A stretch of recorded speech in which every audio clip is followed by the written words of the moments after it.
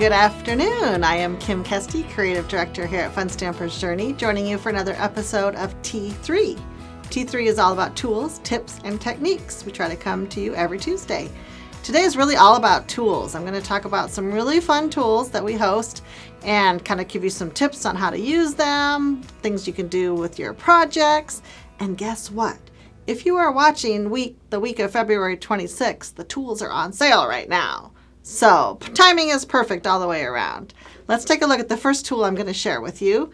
Doesn't look super fancy on the screen, but this is our piercing mat. This is the Fun Stamper Journey piercing mat, and it is kind of a high density foam. It just has this fun little screen print on the top, but it is perfect for exactly what we say it's for, piercing. So awesome. What I'm going to use with it is our basic piercing template. This, I hope, is to be the first of a few different ones that we're going to bring to you. This has just a lot of your really fun edging, border, piercing templates. You've got some basic shapes, the heart, the star, the swirls, just some other fun things. What I'm going to do is show you just a real basic idea of how to embellish this little panel. This is just a little whipped cream rectangle. Now, Fun Stamper's Journey does have some really great dies that have piercing elements to them, and that is super fun, super quick, and super easy. But sometimes you have a shape that doesn't have the exact perfect die to match. So that's when the piercing template comes in. Now I'm going to show you two different tools that you can use with this. One is our Fun Stamper Journey beloved bloom tool. Now our bloom tool is green in color to match our Fun Stamper's Journey tools. And it does have a variety of tips that come with it for all one price.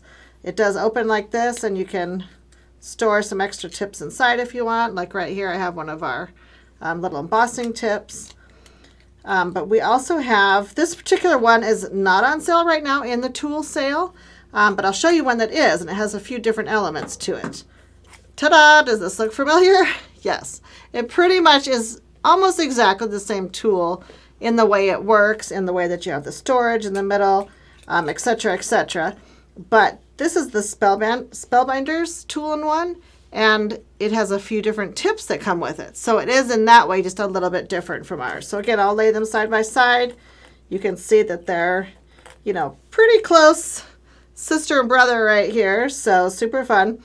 So I am going to use the tool-in-one today with their piercing tip just because it is on sale right now. So, why not? So what I'm going to do is I'm going to take my panel, and obviously can go anywhere on this piercing mat. And what I want to do is I want to put this nice round edge. So in fact, I think I'm going to make it even easier. I'm going to grab our corner rounder. And this is the Fun Stamper's Journey corner rounder, also on sale. It has a notching end right here, and it has the corner round on this side. So it's kind of a 2-in-1. And I'm just going to go ahead and round all 4 of the corners. This to me is the perfect corner round. Awesome for scrapbooking, and of course for your card making or whatever projects you're making, mini books, any of that fun stuff. So now that I have the corners rounded on that panel, I'm going to go ahead and take this very, very edge that is also rounded, and I'm going to use that part of the template to pierce this little guy. So you can see that it's obviously not big enough. The template runs off the edge, but I'll show you how to solve that. And as far as piercing, you just kind of want to hold this in place, and the mat's got a little bit of a grip to it, so I don't have to tape it down, I don't think. And then I'm just going to go in and pierce those holes. Now what's great is that the foam has the great density, so you're going to get all of these holes exactly the same as long as you're applying, somewhat of the same pressure. Just kind of take your time and go all the way around. Again, I'm not going to go all the way to the end because what I want to do is switch to my other corner over here, so you can see how I've got it pierced that far. Now I'm just switching to my right-hand corner, and I'm going to line up the holes. Pretty easy. Just line them right up. Kind of decide where you want that. Maybe I want it one more over. Nope, that one's too close. I'm going to go right here. Then I'm just going to continue on. Right on down around the corner. And you can kind of get your rhythm going. It's actually kind of relaxing. It's kind of soothing in a weird sort of way. Just following the pattern. And again, that is probably the most basic pattern of any kind of piercing that I would do. There are so many just fun swirls and all kinds of different patterns in here that you could really go to town. But for this particular project, I just wanted just a cute little pierce all the way around my little rounded edge panel here. So I'm going to kind of set this aside right now, and I'm going to show you the finished project in just a minute. First, I'm going to show you how I wanted to go ahead and combine two different stamp sets to put on that panel. And this is going to be a birthday card because guess what? It is also one of my son's birthdays today. So happy birthday, Ethan. I'll have to tell him to rewatch this episode just so you can see me wish him happy birthday. But it is my son Ethan's birthday today, so this is going to be for him. But I think it's really fun to combine stamp sets. So in this case, I've combined the Let's Eat Cake. I used the cake image. And then I wanted this celebration script sentiment here that says eat more cake. Because I think that's what Ethan's all about, eating more cake, right? Now, what I did to create the background for my card, again, I would finish piercing this whole thing. And I thought it would be fun just to grab a whole bunch of scraps of paper. I think these are so fun. Such a great way to use up your scraps. And then I would go ahead and just adhere all these guys down in a little rainbow pattern. So I'd put my yellow approximately in the middle. I'd go orange and red and have some pink at the top.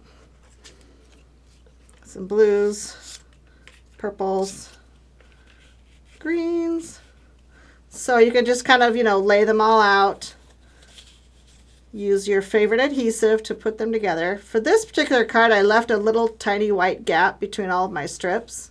And I'll show you the finished project in just a second. But I just wanted that kind of breathing room between the patterns. And I'm just going to go ahead and just adhere them all down, trim off the edges. And let me show you what I came up with. Here is the finished project. So you can see how super fun but super simple that guy is. Again, just adhere the strips of cardstock. There's my fun pierced panel. And then the combination of the two stamps. This guy, if you want to know how I colored it, was so super easy. I just got one of our Dauber dowels and just added 3 colors of ink. I used watermelon, lemon drop, and citrus. And I put those on the panel first and I stamped second. So super easy, color first, stamp second, and then I just went ahead and fussy cut around. Now this guy's fun. He has a matching die. So the sentiment script, or the celebration script stamp set has a matching die. And I did want to show off one other little tool that's on sale because I think it's so much fun. It is the Spellbinders tool and it is called the Main Attraction. Now, when I first was introduced to this tool, I called it the Magnetic Attraction because it is magnetic. But then I realized the name was actually the Main Attraction, which totally is a fun name and makes sense too. But do you want to see what the purpose of this guy is? So say you have a bunch of dies, maybe even there are a bunch of dies that are smaller than this. You can just grab this little guy and just go right along and clean up your scrap space. Oh my gosh. Is that not so much fun? Just whoosh, one little pass with this guy, and it just has such a strong magnet that it just picks all those guys up. Isn't that just fun? You also, if you are, using one, say you're die cutting, it can just sit on your desktop like this, and then you can just put your die on it, if you're only using one at a time or whatever. Also super fantastic if you accidentally drop a die in the trash. I mean, who does that, really? Not me. Not that I've ever done it, but if one of your little dies goes in the trash, you can just grab this little guy and just kind of go right in there, swish it around, and ding, here comes your die. Probably also a paper clip or who knows what else you're going to grab with this, but anything metallic, and it is just so much fun. I love that tool. Okay, so card number 1, let's set this aside. I've got another birthday card to share with you real quick.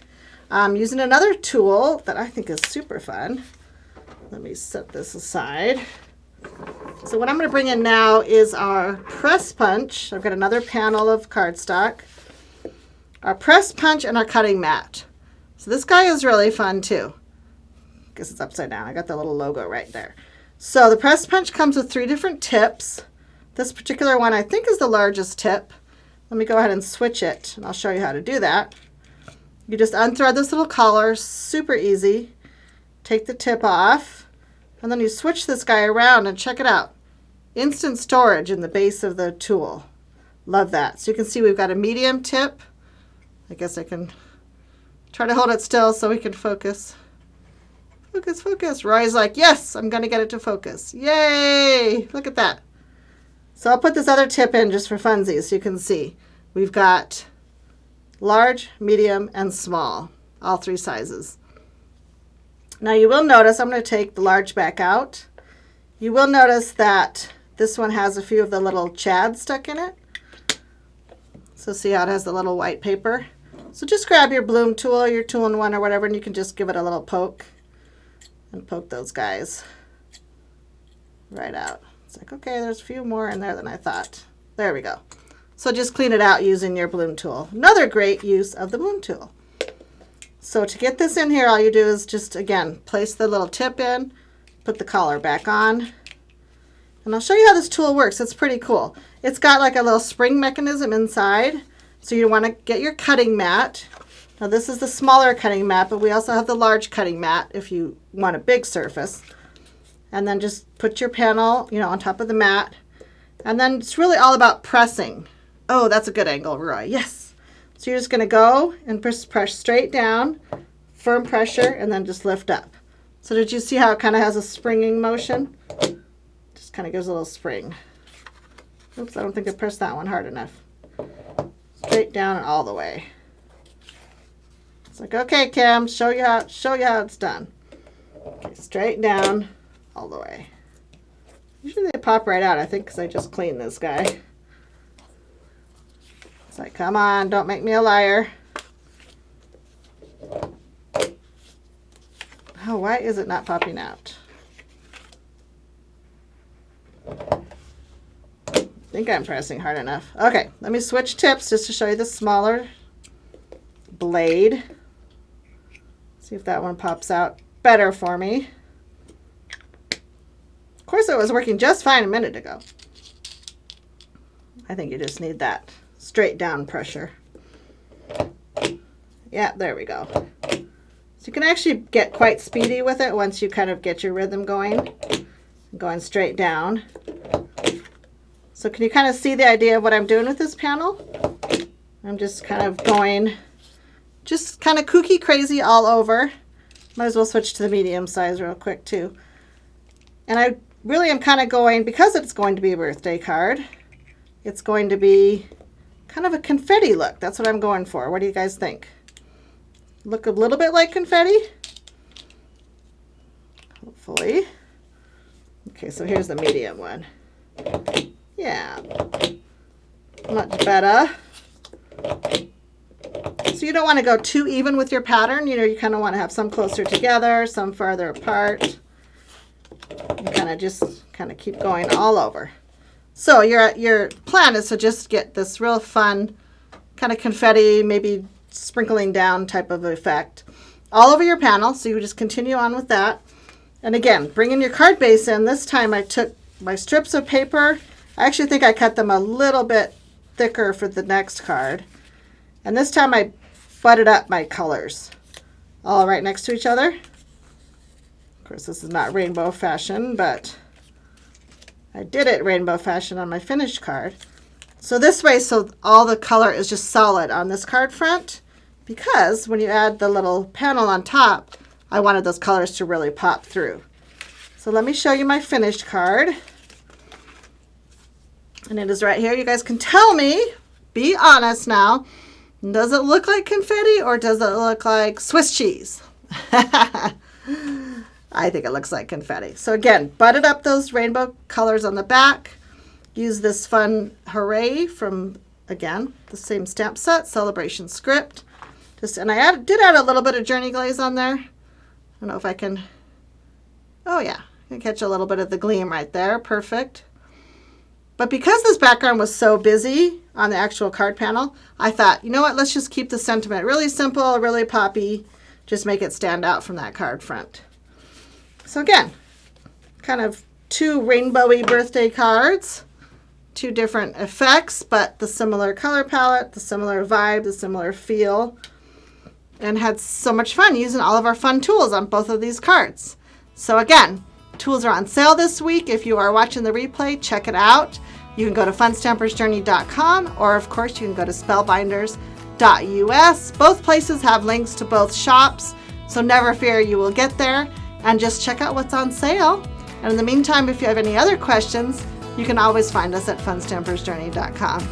Have a great week. We will see you on Friday for sure. And have a great crafting week as you bring paper to life.